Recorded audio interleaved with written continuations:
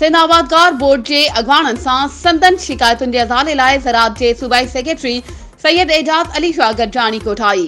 गॾजाणी में आबादगारनि जे अॻवाननि सैयद नदीम शाह, ज़ाहिद हुसैन भुरगड़ी, सैयद महमूद नवाज़ शाह, नबी बट सठियो ऐं ॿियनि आबादगारनि समेत DC हैदराबाद तारिक कुरैशी ऐं ॿिया शरीक हुआ। आबादगारनि भाणजी खोड़, भाणजी ब्लैक मार्केटिंग, कणक जे इमदादी अघ वधाइण, कमनि जी कटौती, पाणी जी अतरादू खोट ऐं ॿियनि मसइलनि जे हवाले सां आगाही ॾिनी। जंहिं ते सूबाई सेक्रेटरी ज़राअत सैयद एजाज अली शाह आबादगारनि जा मसइला गौर सां ॿुधा ऐं जल्द हल कराइण जो यकीन ॾियारियो। सेक्रेटरी सैयद एजाज अली शाह उन मौक़े ते ख़िताब कंदे चयो त सिंध में भाणजी ऐं पाणी जी का बि खोट नाहे।